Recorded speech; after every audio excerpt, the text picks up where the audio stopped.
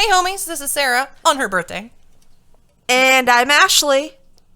And this is Hometown Homicide.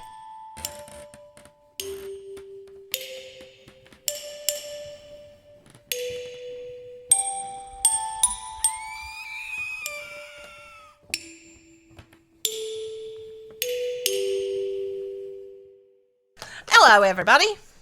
How's it going? I hope you're all doing well. It is Sarah's birthday Ew. when you're listening to this.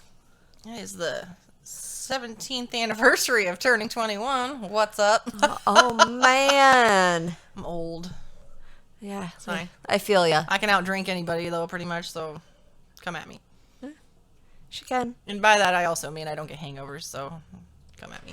Yeah, I'm really jealous. Yeah, superpower, I don't know. Hangovers suck. That's what I hear. And I've even bought the anti-hangover, you put them in water and there's pills and stuff. Yeah. And it did not work. But I don't think that was a hangover. I think it was legit super tired. But yeah. So happy birthday, Sarah. Hey, me. Everyone who's listening, please wish Sarah a happy birthday. You can do that on Facebook, Instagram, or on the Twitter, which I apologize, everyone on Twitter, this last week. I have not been super active. Why? Because I've been super busy at work. Normally I can grab my phone, tweet a little bit, go back to work, whatever. I have not had the chance. It's been busy. I've actually stayed late after work. It's just, I'm in a new role, new responsibilities, a lot's going on, so I apologize because I love interacting with everyone on Twitter. But if you do want to join us on Twitter, you can find us at Ope Murder. You can also find us on other social media platforms at Hometown Homicide Podcast, like Instagram, Facebook, TikTok, YouTube. No news of any sort besides that I feel like we're going probably full force into World War III here shortly. Oh, God. I don't even want to talk about that. I don't want to talk about, political anything. Well, it's not even us. It's it's just, yeah. Although, mysteriously, my coworker told me this. 4 American helicopters crashed this week. I don't know. 2 of them on 2/22 of 22, and then 2 other ones in different states, different areas, but 4 American helicopters Weird. crashed. Right? I'm like, aliens or terrorists? 2/22/22 was a weird day. I know, right? The Tuesday. I mean, it was a good day for me. I mean, okay, take that back. It was a roller coaster. It started out real rough, and then it started to go up, and then it kind of went down a little bit. Then it went up, and then down. It was weird. Our thoughts and prayers definitely do go out to Ukraine. Yeah, for sure. All the innocent people. Exactly. Yeah. And we did make their top 100 list. Oh, yes, that's right. Also, somebody in the Netherlands had listened last week sometime. I forgot to mention that. And also, we have Sarah's birthday, but if anyone did watch the Euphoria season finale last night, please hit me up on the social media. Let's discuss it. My last movie review on my Facebook post that you saw, Ashley, a girl named Melanie Marie commented in and said something about the movie Aftermath. And I watched that 2 nights ago. And I'm pretty positive she said she thought it was terrible or it was whatever. And the whole movie, I'm like, why did she think this was terrible? This is good. I like it. The quality is good. Acting is good. Whatever. And then the ending came. I'm like, oh, that's why, because this is fucking stupid. Dumbest. The dumbest ending. I'm like, I hate that. there it is. There it is. But overall, worth a watch. But it was definitely that's not even fucking remotely. No, just no. But it was worth a watch. The one guy's hot. What's her face? Oh my god, Ashley Greene. that played Alice in Twilight, because I'm that person. Oh, yes, She's yes. in it.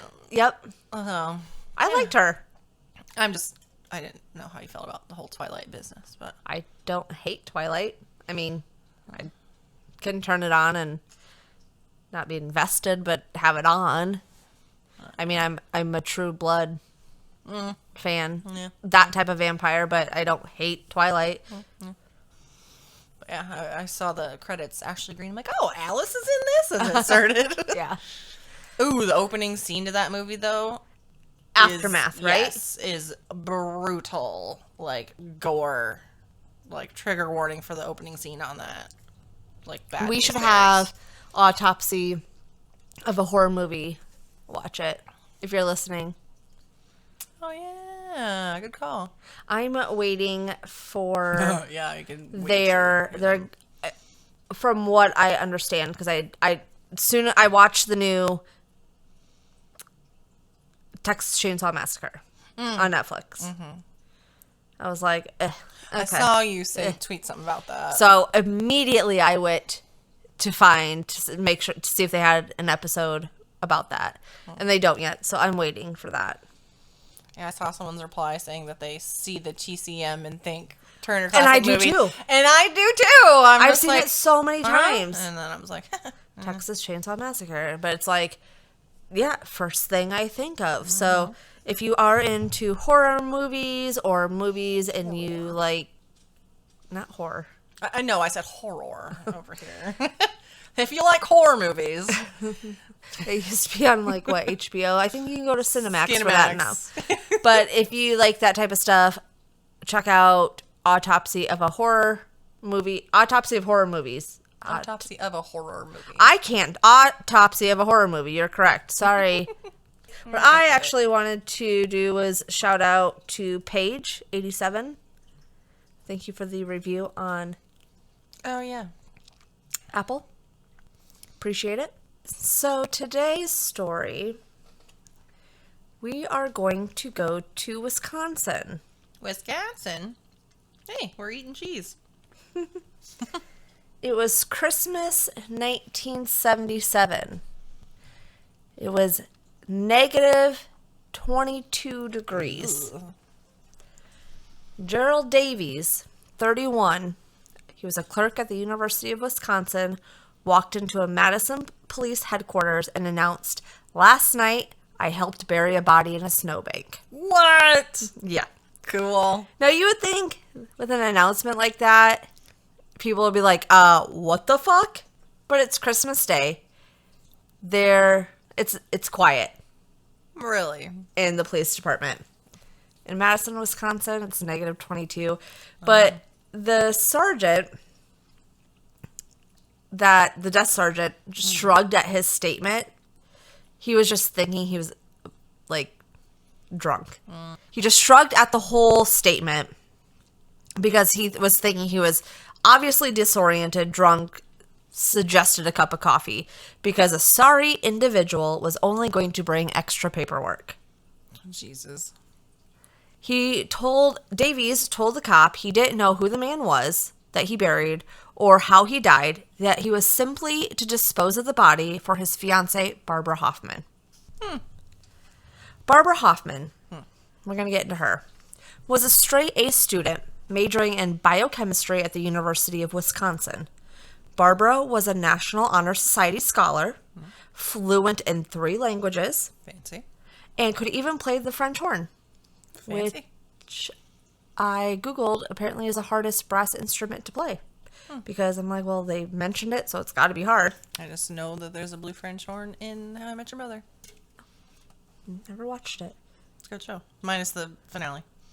She ended up dropping out of college, though, in 1974 to take a job at a massage parlor, where, of course, she excelled, and before long became queen of the massage parlors.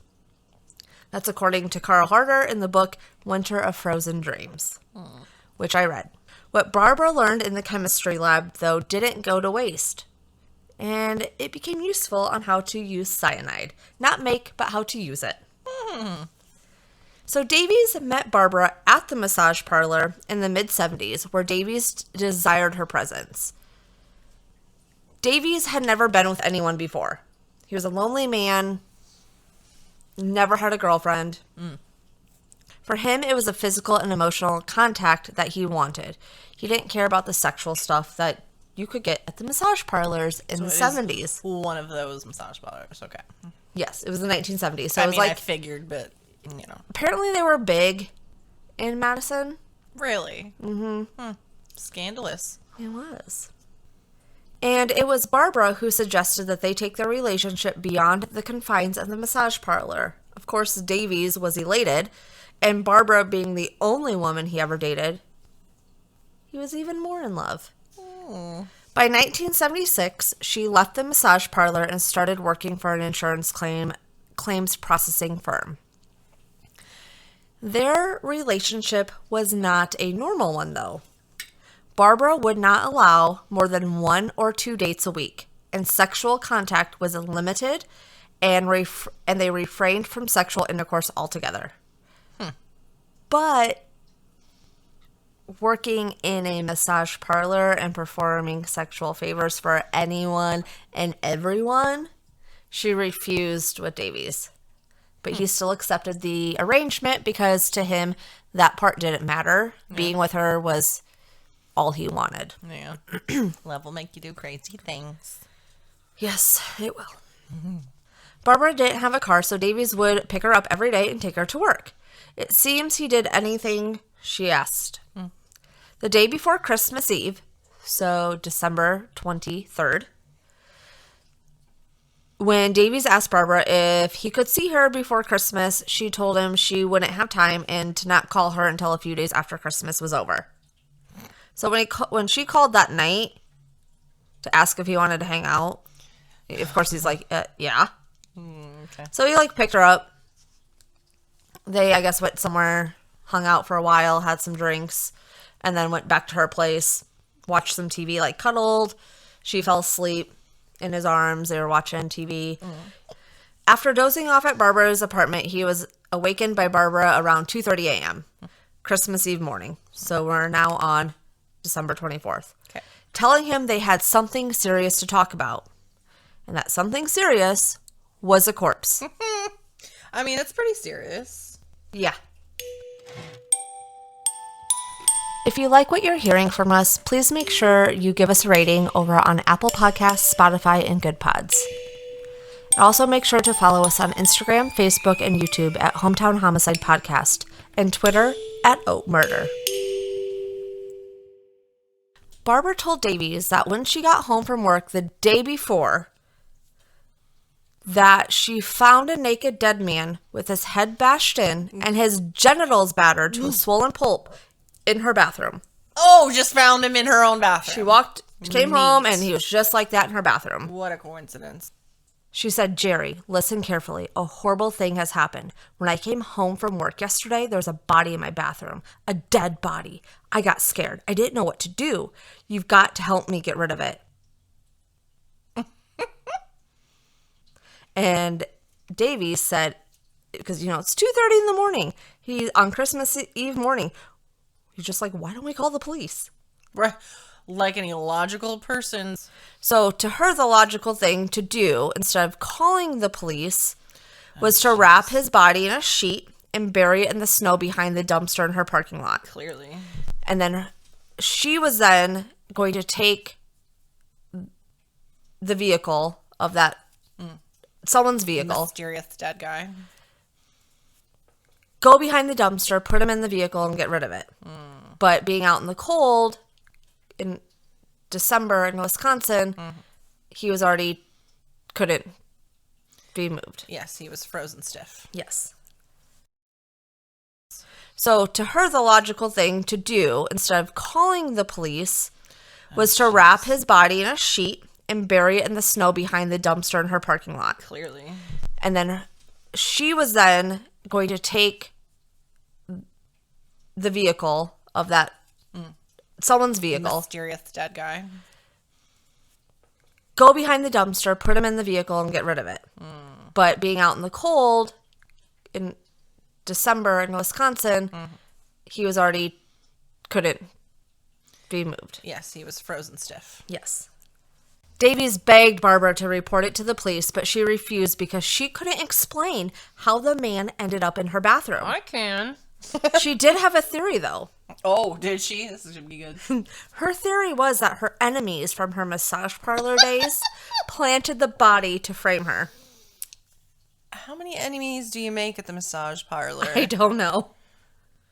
Because you suck dick better than them and they, like, need to take you out? Well, she was different from all the other ladies at the massage parlor. Oh, she classy. At the massage parlor, they, the girls would walk around in their little negligee. She's like hand motioning, rubbing her boobie though too, because she's like, and then the words escape me. Full makeup. Barbara didn't have to do that. Oh, she was just beautiful to these men. Okay. Men would end up waiting an hour to an hour and a half for Barbara, even though there were available women waiting for them. But they wanted Barbara. And it wasn't necessarily just that. Yes, she did that. But for some of these men, it was she would listen to them talk. Bedside manner. Yes. Okay. Barbara had Davies drive out Madison's west side to Mineral Point Road until she told him to stop. Barbara had Davies drive out Madison's west side Mineral Point Road until she told him to stop, and they dropped the man's dead body into the snow and covered him back up with more snow. On the way back, Barbara told him to buy K2R cleaner and wipe down and vacuum the entire car. She said, "Go home and rest, and remember, I'm your fiancé." Okay. And she got out of the car, didn't look back.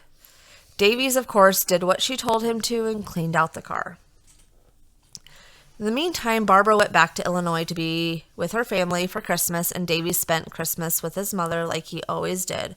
But he couldn't get what he did out of his head. So he spent Christmas Eve at his mom's, and by Christmas Day, around 10:15, is when he went to police headquarters. Okay. And told them everything that he knew. Like, Barbara's innocent, like, she's being set up from the massage parlor, people, whatnot. By late Christmas, a search warrant was issued for Barbara's apartment. And since they were unable to find the landlord, the police removed the door from its hinges to get inside. The apartment was dusted for latent prints and signs of blood with no success. There was no indication of a struggle in the apartment. Nothing broken, no glass shattered, and no liquid soaked into a rug. The apartment was spotless. I believe that would be called a red flag. I mean, yeah, because no apartment's spotless. So, the $64,000 question was, who was the man Barbara and Davies buried in the snow? A missing persons report helped lead to the identity of the man, Harry Burge, who was 52. His sister is the one who reported him missing after he didn't show up for Christmas dinner, and his absence was highly unusual since he was a bachelor with no other family or friends. He was, again, another lonely man, never been with a woman, like, just stuck to his routine. His neighbor said they would be, like, he left for work at the same time every single day, came home, he just stuck to a routine. He was mild-mannered and was known as a lonely guy who lived at home with his widowed mother until her death a few years earlier. Okay. Burge refrained from using tobacco, liquor, and even cuss words. Oh, dear. So he was like a old-school gent. All right. He was, yes. Who liked the massage parlor. He was more interested to talk about train sets or even the weather than talk about women. Like, he didn't even talk about women with his co-workers. Like, he would go out once in a while with them after work, but he would order a soda and then go home. All right. An early prognosis indicated that Burge had been bludgeoned to death with a blunt instrument, a minimum of 4 blows to the skull. The autopsy would be done the following morning since he had to thaw out. A second search warrant was issued Christmas night. This time, a couple throw rugs and hand towels were collected from the bathroom and sent to the state crime lab and tested for blood and hair samples. But a more intriguing find was a manila envelope hidden in the closet that contained a collection of personal effects belonging to a woman named Linda Miller. Okay. According to the reports, the search warrant produced no evidence to connect Barbara Hoffman to Harry Burge, or even his death, which meant Davies could be the key witness to what had happened on December 23rd. There wasn't a shred of physical presence of Burge ever being in Barbara's apartment. Okay. Like, nothing of him being there. Police found legal documents in which Burge willingly gave his home and a $35,000 insurance policy to a woman named Linda Miller. Like, signed his house to her for $1. Yeah, it's not weird at all. So who's Linda Miller? No one knows. Like, no one knows who Linda Miller is. Is that this? No. Okay. Sorry. I had a theory and I've already changed my mind. Okay. They didn't know who Linda Miller was until detectives mentioned the name to Davies. Linda Miller was Barbara Hoffman. That's what I was going to say. I'm like, is this bitch's real name? And I was like, but wait, no. This is just like an alter ego of her. Davies said Linda Miller was an alias Barbara had chosen after she quit working in massage parlors and was planning on starting a new life. Okay. She had a savings account, a social security number, and a post office box in that name. And then they found Miller was also the beneficiary on life insurance policy for Davies. Yeah. And in 1977, like it kind of explains, Davies and Barbara were trying to secure a $3 million life insurance policy for Davies. Oh. Like, as fiancés. That's a lot. Which they never set a date. Like, every time they set a date, she would postpone it. Yeah. And the fact that, like, they never were able to, like, go out more than once a week, twice a week. They were turned down by everyone. Because Davies only made $9,100 a year. They even tried to lower it to $1 million, but still got rejected, but was approved for a $750,000 life insurance policy. You want to know what the annual premium was on that $750,000 life insurance? Sure. $13,236.60. So they made one payment right away for $6,618.90. And then another one in June or July. So they made the two. He doesn't even make that much. Right. Davies doesn't even make the much to afford the annual premium because they lied and said that he invested in these massage parlors and has all this extra income. He didn't.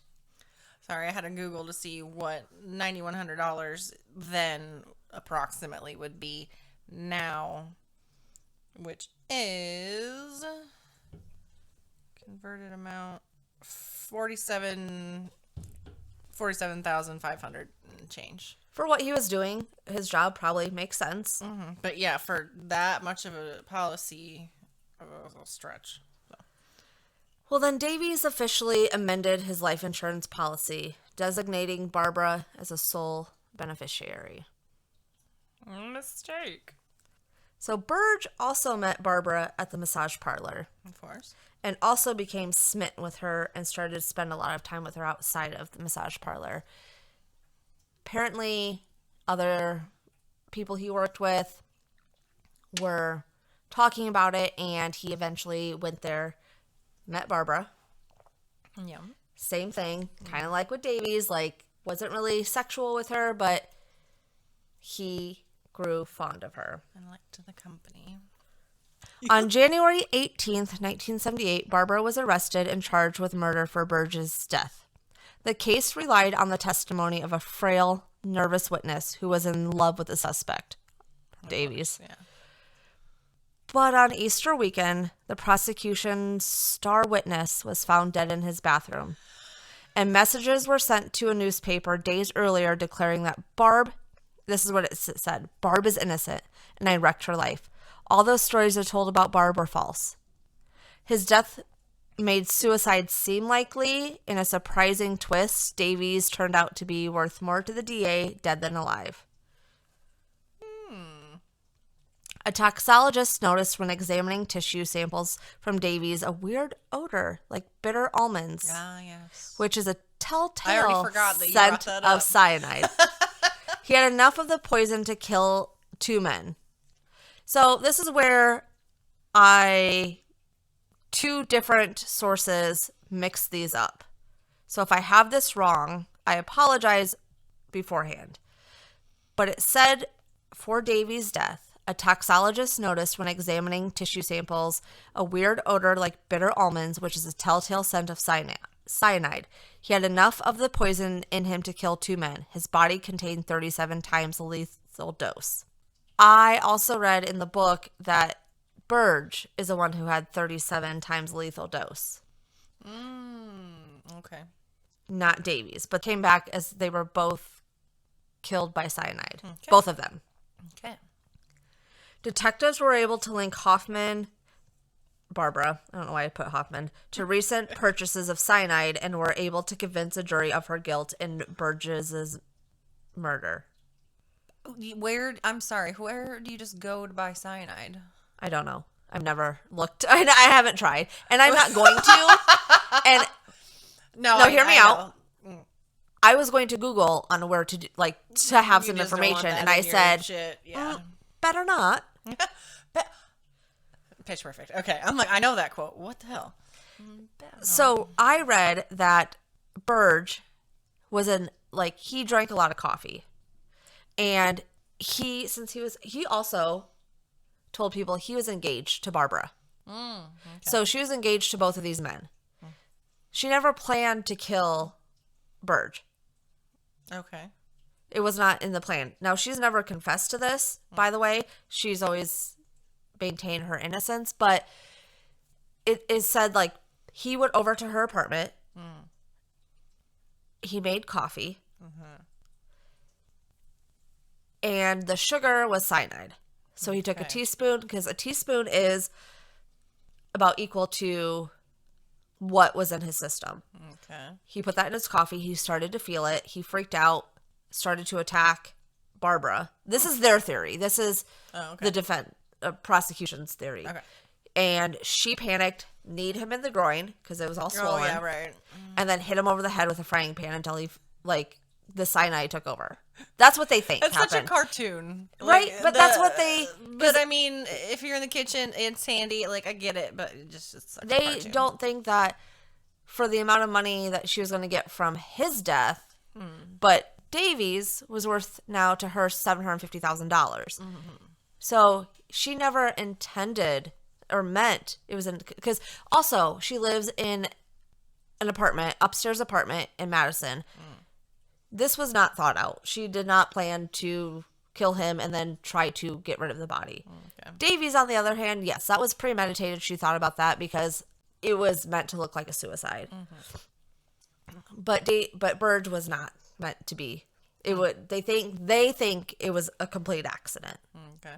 She was. Oh, go ahead. I was just gonna say, you'd think you'd keep a closer eye on your cyanide instead of just leaving it somewhere where he was gonna think it's just regular sugar. She lived alone. She knew what it was.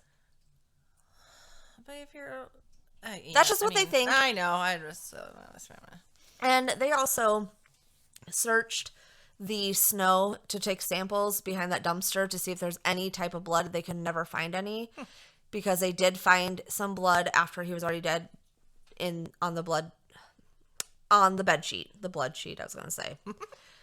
But she was sentenced to life in prison on July 1980. She was acquitted, but she was acquitted of Davy's murder, which I didn't read enough into. I did not get to finish the book of why, but it did say she was acquitted of Davy's murder. Barbara is still in prison. She was up for parole in August 1991, but was denied. Which would have only been 11 years. Well, she has since removed her name from the eligibility for parole list. And she shows no signs of interest to be released from prison. She keeps to herself. She does not interact with any other inmates. She has no interest in educational programs offered in prison, any jobs, nothing. She keeps to herself and... Goes through the motions, basically. But she did, I guess, maintains her innocence, but I don't think that... Strange. I guess if you were trying to maintain innocence, you would try to get out, but... So 2 lonely men that she took advantage of. Yeah. That's shitty. But I do recommend reading the book Winter of Frozen Dreams. And then another thing is, when they did the initial autopsy on Burge, they said he was whacked so hard. Anyone whacked in the cranium a half a dozen times with a blunt object with enough force to crinkle the forehead. That's how hard he was hit. Ooh. They said pints of the blood. So when that happens, you bleed profusely. Pints of the stuff should have leaked out of the gashes and onto the kitchen or tile in the bathroom. Mm-hmm. But they found nothing. Like, they even went into the cracks of the tile and found nothing. That's weird. And there's more information about Davies, about Burge, about even the detectives. Also, I forgot to mention Hoffman, Barbara Hoffman. Okay, yeah. Her attorney that she hired was one of her clients from the massage parlor. Of course it was. Like, doing the research, reading this book, I forgot to write things down, and I'm like, I'll remember. I'll remember. I feel you. So, yeah, her attorney at first was one of her clients who also helped get rid of or bring Burge's car and place it somewhere, which he could have lost his. I mean, yeah, that's... Yeah. Yeah. Theory, quick. What if, since they didn't find blood, which is impossible because blood does not go away. Like, that shit's impossible to get rid of. If, what if the cyanide actually did kill him? And then she did that after. Smashed him later to make it look like he was assaulted or some shit. I thought about that too. If she was thinking that they wouldn't find the cyanide somehow or whatever. But I was like, That because then could he have wouldn't been. be bleeding. Or maybe, it's like she could have got him in the tub or something and done it. So if anything did come out, like, it'd be very minor. Because, yeah, getting smashed in the head wounds bleed a shit ton. And there should have been some somewhere. My cop friend will call me out if I'm wrong. They also said, according to Davies, Barbara changed her phone number often. The telephone company confirmed this pattern. In 1977 alone, Barbara Hoffman had changed her phone number 5 times. Jesus. Jerry Davis had no explanation for Barbara's curious obsession. He simply wrote down the current number on a piece of paper he carried in his wallet. Oh, and her IQ was 145 in high school. Huh. She was fluent in French and German. Yeah, she wicked smart. It's kind of like that. Oh, fuck, I don't remember her name. The Evil Genius, like the docuseries on Netflix about the. Oh my god, the chick, the collar bomb thing. I haven't watched it. Oh, jeez, it's so good. She was a manipulative bitch, but she was super smart. I mean, not smart enough to stay out of jail because she's fucking in jail, but. Yeah, she was wicked smart too. Oh, they said when they were asking people about Barbara, no one knew who she was. Like, she really kept to herself, but everyone in the Madison sex world knew her. Like, because she was the queen of massage parlors. But, like, when they interviewed people at her apartment, they said never had conversations with her. Sometimes she would say hi in passing, but nobody talked to her. And I think, I mean, she's keeping that up now because... Right, that's just... But yeah, both men were killed by cyanide. From her background, Barbara should have known precisely how much to administer. But Davies' body contained twice the lethal dose, and Burge's body held 37 times the lethal dose. So I think the one article I read... Because when I was reading this, I'm like... It's not what I read last night. Harry Burge was not supposed to die. His death was an accident that trapped Barbara Hoffman in her own web of manipulation and deceit. I don't know. Read the book if you want to know more about each person involved. And the author said, this took a long time for all of the interviews and research she had to do. Mm-hmm. Yeah. I hope you enjoyed it. Definitely never anything I heard before. don't go to massage parlors like that. Don't get cyanide. Don't kill people. Well, yeah. Don't get Moral in a of the story. weird fiance relationship with some person and they try to convince you to get a giant life insurance policy That you can't afford to begin with. Yeah, I don't know how do they even that. paid that. I don't even know how that was paid. It just, they got the checks and Barbara gave it to them, to the guy, and it was paid for the year. And I think that's when because she didn't plan on paying anymore and she was going to get the $750,000. All right. Thanks for joining us again. And please don't forget YouTube. Once we hit 100 subscribers, our first milestone, we will be giving away a piece of merch. We are currently at 53 subscribers, so we're over halfway there. Sarah did order some more stuff, and I'm really excited. But make sure to like, subscribe, comment to let us know that you have, so that you can be added to the drawing. And that is Hometown Homicide Podcast on YouTube, also Instagram, TikTok, Facebook. Twitter is obviously at Oat Murder if you are new here. Also find me on Twitter. Let's talk. If you watch Euphoria, let me know. And Patreon's patreon.com/Hometown Homicide Podcast. Oh, that's right. Our basic level is the low price of $1 a month. You'll get the episodes a day early. We want to tell stories to you and not about you, so stay safe. And this was Hometown Homicide.